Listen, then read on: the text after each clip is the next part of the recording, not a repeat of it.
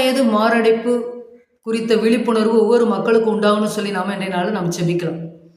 இளவயது மாரடைப்பு, அதாவது அன்றைய நாட்களில் 55-60 வயது இருக்கிறவங்களுக்கு தான் மாரடைப்பு ஏற்பட்டுச்சு. அங்கொன்றும் இங்கொன்றுமா இருந்துச்சு.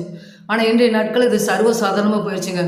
12 வயது மாணவன் ஸ்கூலில் இருக்கும் பொழுதே மாரடைப்பு ஏற்பட்டு உயிரிழந்தான். 20 வயது வாலிபர் மாரடைப்பினால் உயிரிழந்தார். அப்புறம் பார்த்திங்கன்னா ஜிம்மில் எக்ஸசைஸ் பண்ணிட்டு இருக்கிறவங்க உயிரிழந்தாங்கன்னு சொல்லி நம்ம நியூஸ் பார்க்குறோம்.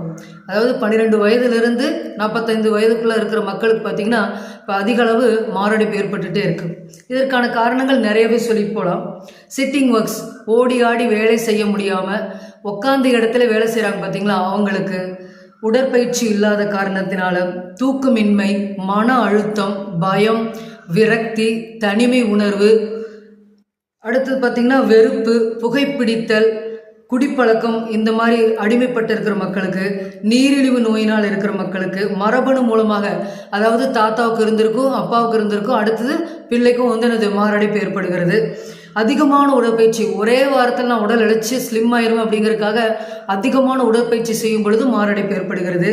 வலி நிவாரணிகள் அதிகமாக, பெயின் கில்லர்ஸ் அதிகமாக யூஸ் பண்ணுறவங்களுக்கு மாரடைப்பு ஏற்படுகிறது. உடல் பருமன், ஒபிசிட்டி இருக்கிறவங்களுக்கு அதிக மாரடைப்பு ஏற்படுகிறது.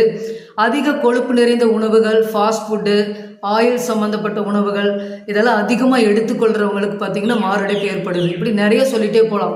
இன்றைய காலகட்டத்தில் இளவயது பெண்களுக்கு அதிகமாக மாரடைப்பு ஏற்படுகிறதுன்னு சொல்லி டாக்டர்ஸு சொல்கிறாங்க.